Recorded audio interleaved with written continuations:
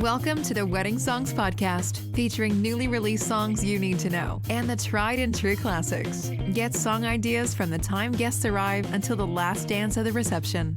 And now your host, Matt Campbell, founder of MyWeddingSongs.com.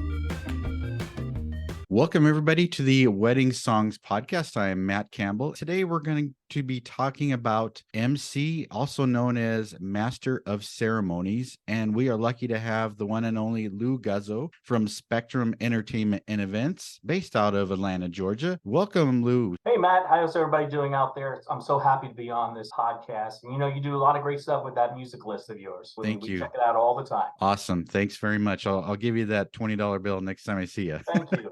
You can Venmo it. Yeah. The way that we always start off is with the question, what are some of the most memorable wedding moments that you've had in the past? Man, I've been doing it since '89, so I have a ton. I'm originally from New York, so you could sense a lot of crazy stuff that was there. And then being down here in Atlanta for 18 years, I've seen everything from bridesmaids breaking their wrists, going for the bouquet, heart attacks, fights, brides meeting up with each other at a facility, and they were told they were the only one that was supposed to be at the venue that day, and them getting into arguments, brides in white dresses. But the coolest memory I have actually wasn't a wedding. It was a corporate event. Down here in Atlanta, we had a huge tornado that ripped through Atlanta, and we were actually doing an event at the Omni, which is right near where the Falcons play football. Omni's a hotel. And it was like 3,000 people, and we're doing crazy event. I got 2 MCs with me, a DJ, lighting, production, the whole 9 yards. We have 3,000 people dancing. And all of a sudden, one of my guys turns to me and goes, "Did we bring a smoke machine?" And I went, "No, there's no smoke machine." And all of a sudden we were told a tornado just passed through. So we went from being entertainers to crowd control instantaneously. Since I'm such a strong MC, even though sometimes I stutter, we're able to control the room. When people knew when I spoke, it was something important to say. So that was probably my most memorable thing ever to happen at an event, is just helping people get to safety after the tornado ripped through the hotel. Wow, that is incredible. And, this is a recurring theme that DJs always have to be spontaneous and handle the situation. And I think you always have to prepare for the worst and hope for the best. Oh, God, yes. Well, we didn't see it or hear it. We just saw the aftermath because we were partying and it was so loud that people were still dancing when the thing was ripping through this outside of the building. It's amazing. Wow. Yeah. Wow. That's definitely going to be a memorable event for everybody involved. Everybody, yes. Yeah. So before we go any further, can you tell everybody a little bit about your company and where you DJ weddings? Sure. I'm a DJ manager at SE Events, Spectrum Entertainment. I've been with them now going on 18 years. The owner of the company is actually Matt Osborne. I met Matt and Chris. Chris was also an owner at one time, about 18 years ago, when I just came down from New York, and I actually called every company in Atlanta, and every company said I wouldn't have enough work for you. And they were the only company that brought me in for an interview. They gave me a gig that Friday night, and I've been working with them as a DJ and then full-time with them a year later since then. What we do is we're not just a DJ company. We're an audio-visual company, photo booths, videography, video walls. If you could think it, we can get it, that type of thing. The only thing we don't do is we will not get you a tent. I can tell you where to go. We will not transport you. We will not serve you food. We will not be your wedding planner. And we don't take photos at the event. We will have a photo booth, but those things are things that are not inside a box that you can almost sell. I can sell a package for video, but photography is such a hard thing. It's such a talent that those people have. I can't just sell it. Hey, yeah, I got a great DJ, but photography is something a bride has to look at and go, "Ooh, I love the way that looks." We luckily have 17 DJs on roster. I have no 19-year-old kids. Most of our trainees come to us after they've worked in their own or are over 20-something years old. These are guys who really want to take time and work with us.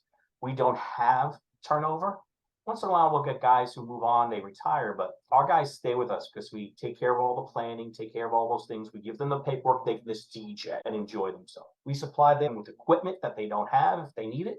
And we just make sure it's a fun environment for everyone to enjoy. It's a great business to be in as a DJ. Why would you want to do anything else when you get paid good money to make people dance? You know what I'm saying? We're out of Atlanta, Georgia. We do go up to Tennessee, Alabama, Carolinas. We'll do that, Florida. but only on occasions. We usually stay within 100, 150 mile, 2-hour drive from Atlanta. That's generally where our work is. That's fantastic. And Yeah. 17 DJs, that's incredible. So I have to ask, what does the training process look like? I assume you're not hiring them day one with no experience and then saying, hey, go play this wedding. What does that training process look like in your company? Well, I can tell you one thing. That's what happened to me when I was a young DJ. I went with the company. I was maybe 19 years old, just came out of broadcasting school. Was able to speak on a mic, but had no clue how to do a wedding. I actually had to watch my sister's wedding video to figure out what to say. And I had no clue what I was doing. So we make sure that I have a series of videos that I made about 8 years ago and try to update as much as we possibly can. And it's called The Bad, The Worst, and The Great. And they have 3 45-minute videos of really bad DJs and what they do wrong, the really, really, really bad DJs and MCs and what they do wrong, and then the amazing MCs that I know and what they do right. And you can see the difference in everything when you come up to the last video. And then what I do is I'll have training with them. I mean, not just DJ training, but MC training, what to say, when to say, what you're supposed to say, what not to say when you don't have to say anything at all. You know, sometimes that makes a good MC. Is just not saying something just because you feel like you have to.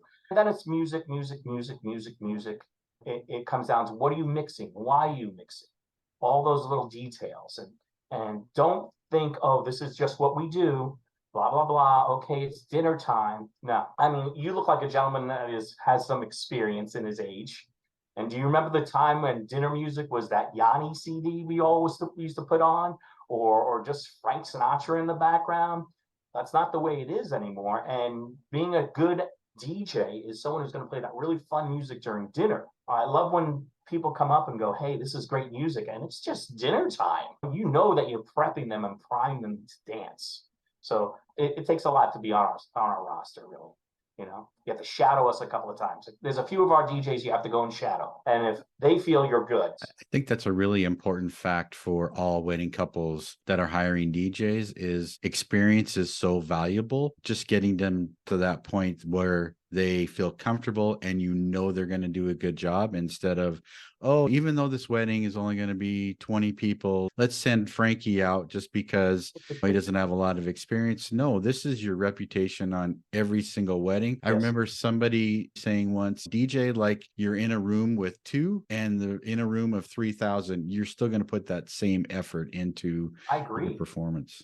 We get most of our leads from our facilities being on the preferred vendor list. And if there's something wrong, they let us know. And we don't get those phone calls that there's something wrong because of the way that I've been instilling everything.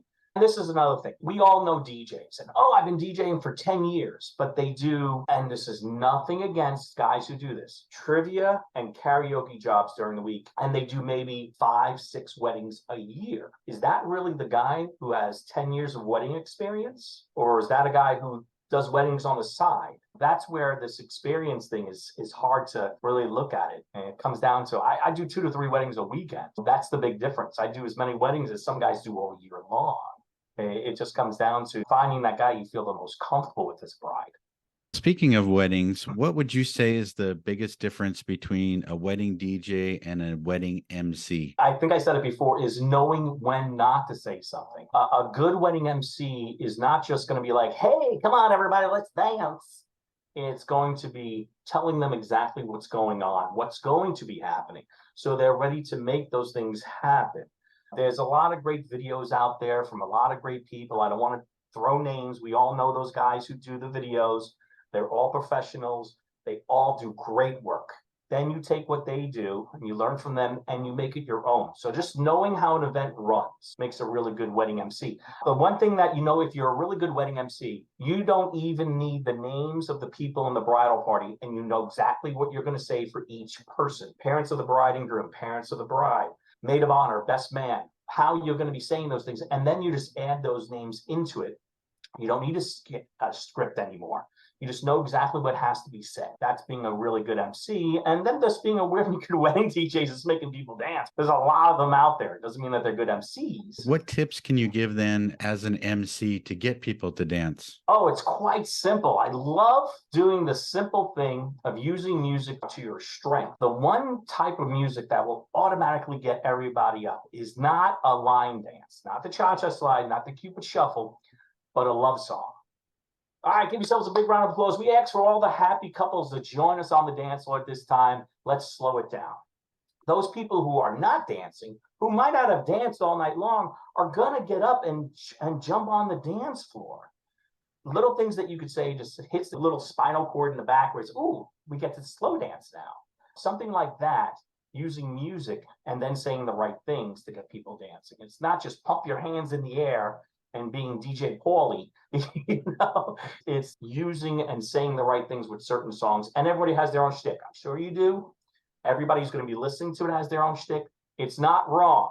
It's just that you should always watch other videos of other DJs so you can get those little thoughts of little things. Joe Bunn, he had a guy, Rob, on his video. He told Joe, he goes, I always do the good news and the bad news. Have you ever heard him say this? Okay, so, hey, the good news is that we're still dancing for another 35 minutes. The bad news, or he might say, the bad news is the bar is closing, but we're still dancing for another 35 minutes, ladies and gentlemen. So if you got to give bad news, you always give good news to that.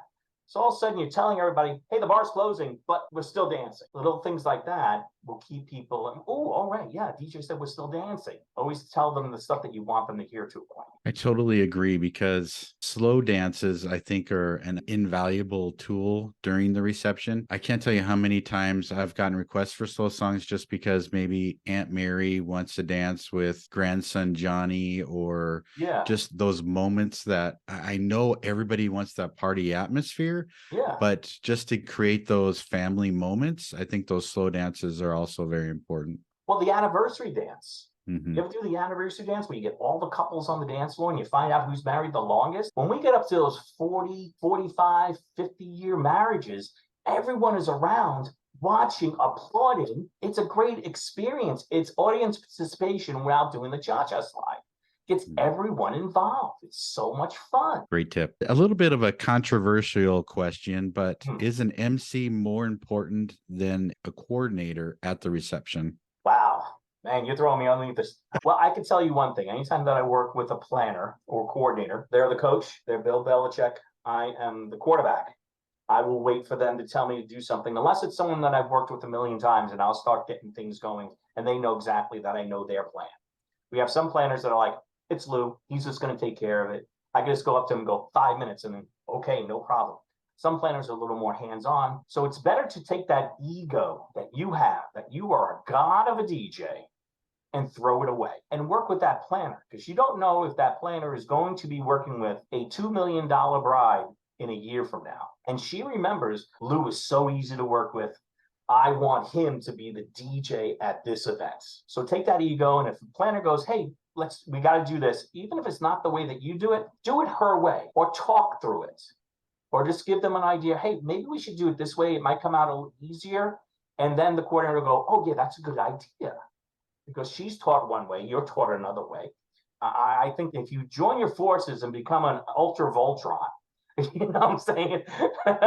and you work together, it'll make things easier. So I don't think that a great MC is better than a good coordinator. I think that if they work together, it just makes things run smoother, less hassle. I think the word that I love for that situation is teamwork.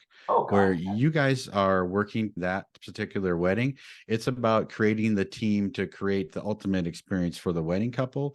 Egos aside, I know that DJs have to have their egos at some point, because they have to be able to command the dance floor, command the room. So that is needed. But yes, I think that creating that teamwork. Here's an example. Anytime a coordinator tells me, hey, we're going to throw the bouquet, first thing I ask them is, where's the photographer and where's the videographer? Oh, I got to go get them. Well, then we could throw the bouquet. Use your experience and give her the experience of telling her, oh, what she should be doing, without telling her what she should be doing. Are the days of the cheesy wedding singer type MC over, like Adam Sandler? No. You know why? There's somebody for everybody. Just because you lost the bride to another DJ who's cheaper than you doesn't mean that they were your bride. If a bride's looking for that cheesy guy who does karaoke on Tuesdays and Thursday nights, fine, let her get them. You're going to book another bride. If that's not you, it's okay. I even tell my guys, this is what you should do. Be yourself. I'm not telling them put on a disco ball jacket. I'm not telling them to do all these things. You don't have to wear funny hats. I mean, back in the 90s, we used to do all that stuff because that's what people were expecting. But now you look the part, you act the part. And if that's what the bride wants, heck, I could be cheesy. I got a lot of stuff in my bag if I need to be cheesy. But 9 out of 10 times, a bride's just looking for a DJ who's going to control the event and speak on the microphone. Doesn't mean that they want cheesy. It's just that those wedding DJs who just scratch usually don't speak on the microphone. And they see that a guy who they saw was cheesy actually talks people through stuff. So they go towards that MC because the DJ that they saw at so-and-so's wedding just mixed. It might have been a great dance party, but nobody knew what was going on. You could still be kind of cheesy. There's fun, cheesy things that you could say. I ask for all the happy couples to join us on the dance floor. And if you don't get a reaction, okay, now the unhappy couples. Now, is that cheesy? Yes, but it gets a laugh, and I'm not wearing a disco ball jacket. There's a lot of cheesy things you could say, but I do not think those days, I think they're going to come back because now this style, the way that the DJs are, people are going to want fun again.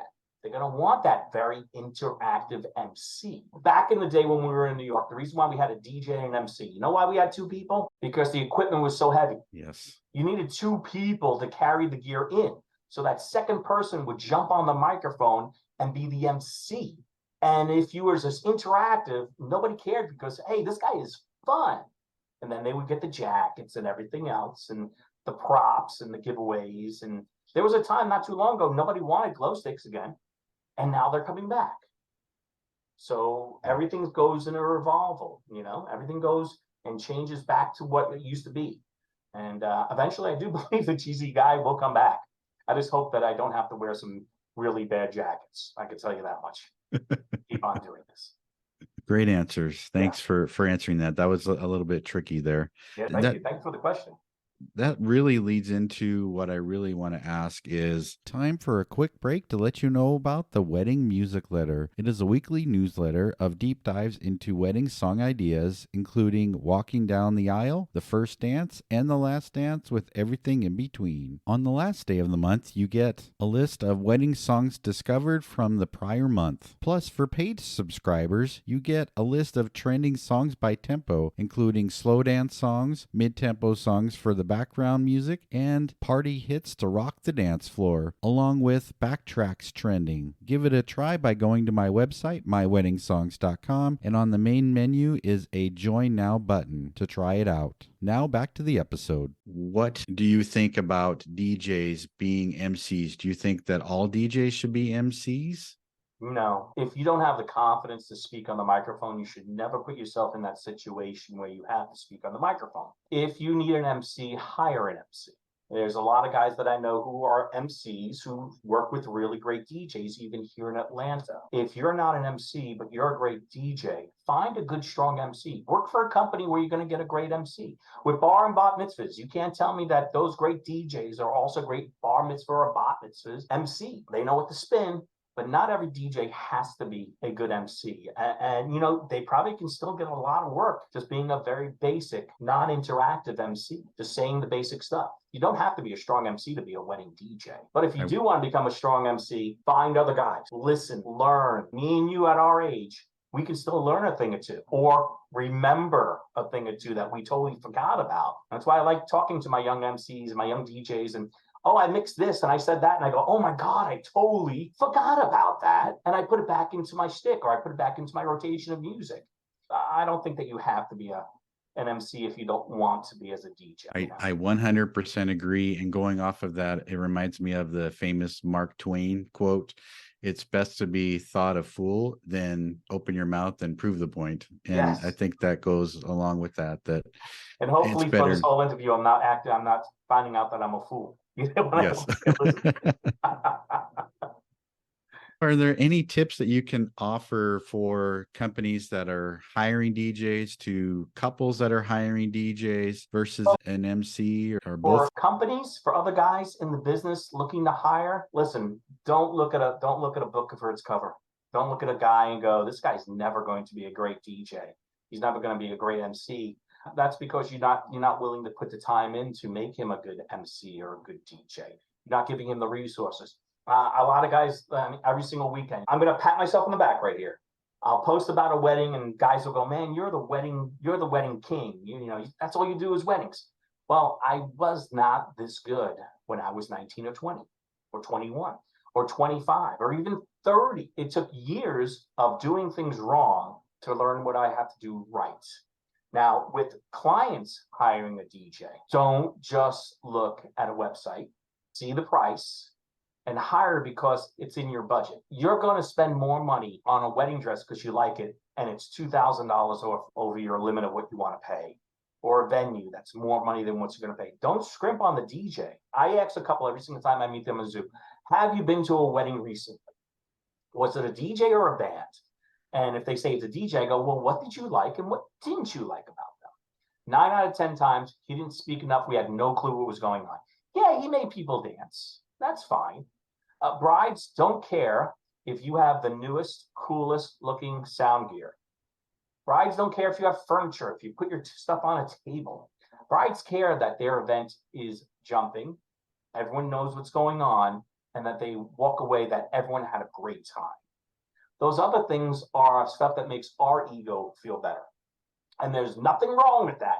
Spend that money on that gear, buy that newest stuff. I bought a Denon Prime 4 when it was the newest thing out. Nobody had it here in Atlanta. I thought it was the coolest thing in the world. I wanted to show it off. And now there's other guys who have it. I have furniture. I love the column array speakers. I love all that stuff because my ego, that's what I want. Still do that. But still, with the brides, looking for a DJ, just don't book because of price. You might get sticker shock after you buy it. My wife bought a car for my daughter. She spent $13,000 on the car. They loved it. 6 months later, we got transmission problems and this and that and that and this, right? Later you go, oh man, that was a bad choice. Sometimes bride, when they go, well, this guy's $100 cheaper, $200 cheaper, we're going to go with him. Or he's giving us uplighting for free. Uplighting is not going to make your event. Look at the reviews. If you are hiring a DJ who works with somebody else, first thing, if you're a company and you're getting someone who works with somebody else, make sure that they're within your budget, that you can pay that guy. And if not, just become really good friends with him. But if he is going to work with you, just tell him, leave the ego. Leave the ego, bro. We're both DJs. You know, best thing a DJ can do is leave the ego when you work with somebody else. And don't say yes to working with that guy if you don't think you're going to get paid enough money. You're still representing somebody's business. You should always work with pride. You know what I'm saying? Absolutely.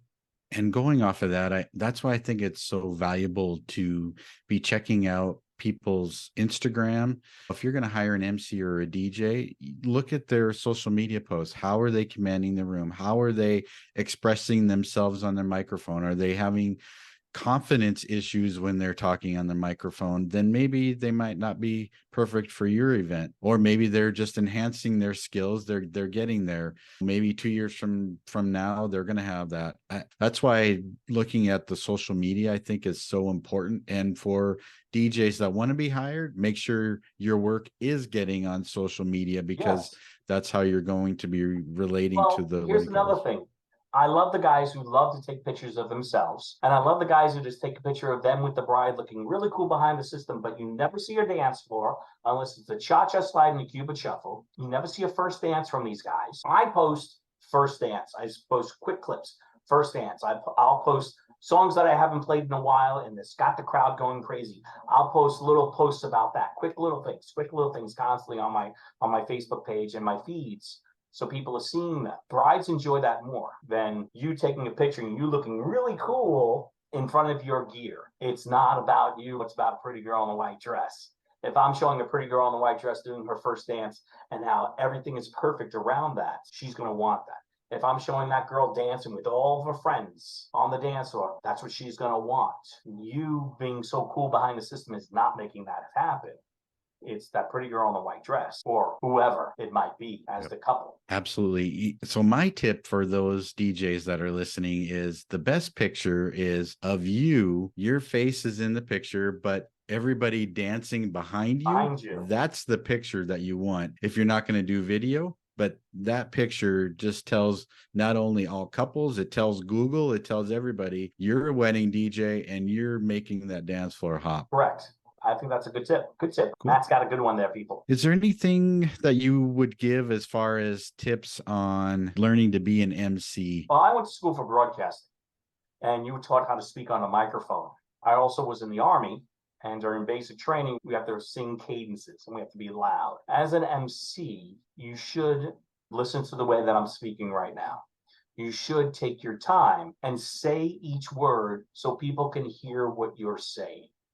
I get a lot of people, you're not from Atlanta. No, I'm from New York. How you doing? All that good stuff. But take your time and make sure people understand what you're saying. And sometimes you need to say it 2 or 3 times so everyone hears what you're saying. Now, here's a great tip, in which I heard from that guy that was on Joe Bunn. Right before you do your toasts, you get on the microphone, you get out there and you go, all right, ladies and gentlemen, I need all the side conversation to be lower or end at this time, because the young man or young girl who's going to speak on the microphone may not have a voice as strong as mine. So we want to make sure that you can hear him or her. Once in a while, you get someone who goes, well, this person, the DJ, doesn't know how loud I can be, and you get a laugh. Or you do get that person who doesn't know how to speak on the microphone. They're talking like this, and you really can't hear them. And you got the volume all the way up. Take your time and say what you have to say, but know what you're going to say beforehand. That's where that practice comes in. Practice, practice, practice, practice. Even at home, DJs will practice. Guys will say, I practice 2-3 hours a day. How many times do you practice what you're going to say? Because if you say something so many times, it's just going to come right out that way you're supposed to say it. Constantly over and over again. The muscle memory from your brain is just going to come out with that. Ladies and gentlemen, 5-10 minutes, we're going to be having our toast. Make sure that you head over to the bar and go get your drink, fill it up at this time, because we're going to be doing our toast in 5-10 minutes. Head to the bar, get your drink. Everyone knows, ooh, I got to head to the bar and get my drink. It just didn't come out that way when I first said it, but it took a couple of times for me to get it right. So practice the way that you MC. Even if you have to listen to yourself, that's another thing. Listen to yourself. Record yourself saying something. So now when you have to hear it, close your eyes and listen. I could have said it differently this way. I could have said it that way. Grammarly might be a great way. Take what you're saying and put it online, and it might come up a totally different way, the way you're supposed to say it, than the way that you're saying it, so it's grammatically correct. Unless you want to be a guy who sounds like he's from New York, and then that's the thing that the people want when they buy it. I was just going to say, I think that's really important, because what you're really expressing is you never stop learning your craft. And even though you've been doing it for 18 plus years in Atlanta, you're always learning. You're always trying to get better. It's just like pronouncing their names. I can't tell you how many DJs will be driving to their events, and you know what they're doing? They're practicing the pronunciation of the names, because they want to make sure that they pronounce the names correctly. Yeah, I'm dyslexic. I didn't know that until I went to broadcasting school, that I was dyslexic. So I write things phonetically. If your name is Peebles, I'm going to write it down Peebles. So I'm saying it Peebles instead of just seeing it as people, spelled people, but it's Peebles. That's something that you should also do. Here's a good tip. Don't be afraid to head outside and line up the bridal party. Line up the bridal party. Totally agree. Even if you get rid of their last names, okay, it's Mark and it's Jenna. No, it's Jana. Okay, I'll make that change. Jana. Okay, Jana? Jana. So now you said it 3 times, so it's fresh in your mind. Line up that bridal party, because it will help you, 1, become a better MC, because now they know when you're talking to them, it's important. And 2, now you know that what's on that list that you have is what's going to be coming through that door. So there's a good tip. I love it, because I actually heard that out on another podcast once, and I'm like, God, when I was DJing, I should have been doing this. That makes total sense. The no-brainer. So if you're going to line up the bridal party, I'm going to give you tip number 2 on lining up the bridal party. Let everybody know at the event that you're heading outside to line up the bridal party. Family and friends, I am going to be heading outside, lining up the bridal party. Get your cameras ready on your phone. Get ready to scream. Get ready to yell, because when I come back inside, we're doing the grand entrance. Now people are waiting for the entrance to hit. So when you go, oh, you're ready, they're ready. There's a twofer in that one. Love it. Love it. Just to close it out, is there anything else you want to talk about MCing or DJing or anything else? We could talk about a bazillion things if you want to. I mean, if you want me back on to talk about music, we could do that. If you want to talk about gear, we could talk about that. I just know here in Atlanta, I don't know what it's like in all the other parts of the nation. is that we're playing a lot of stuff that's older. We're not playing new stuff. That's a lot of fun things that can happen there. As an MC, just be confident upon yourself. You are your worst enemy when it comes to being an MC. Take your time and hone your craft. And I know that anybody can be an MC. You just got to believe in yourself. And as a DJ, even the best DJs train wreck. Don't let people know that you're train wrecking. Just get done with it real quick and go to the next song sometimes. How about this this is a tip for everybody. Sometimes it's not you. Sometimes it's the crowd. Sometimes you do a wedding and you can't get anybody to dance, or it's just not as crazy and you're doing the same stuff as you always do.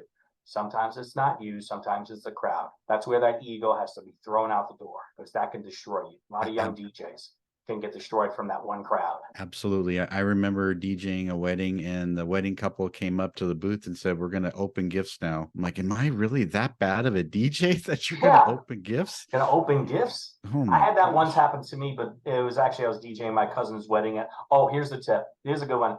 Don't work for people that you know, because it's easier to just do your job. If you know the people, you are going to try to do more than actually you can do. I like working for people I do not know, because then I can just do my job. I'm not trying to do more than I know that I actually possibly can. That's the final tip. That's it. And they don't expect more. How can people contact you and find you? Well, they can check us out online at www.spectrum-ent for entertainment.com. We're on Facebook at SE Events, Instagram at the same place. Or if they're here in Atlanta, I bet you they can just go to that venue that they're going to, and they can just ask, what's the DJs that you want on the preferred vendor list? And we're probably going to be on that vendor list. If there's any DJs out there who want to talk about music, who want to talk about MCing, my line is wide open. You might teach me something I don't know, and I might teach you something you don't know. It just makes us all better. I wish there was more of that community effort and just sharing ideas. And there's always something to learn. Always. Thank you again for letting me be on here tonight. It's a lot of fun. Awesome. Thanks, everybody. Thanks, Lou. Stay tuned for next week for another great episode of the Wedding Songs Podcast with an interview with another wedding professional. Thanks for listening and have a great day. Boom. Thank you for listening to the Wedding Songs Podcast. Never miss a future episode. Subscribe today to our podcast. Follow us on Facebook at My Wedding Songs and send us a message about playlists you would like covered.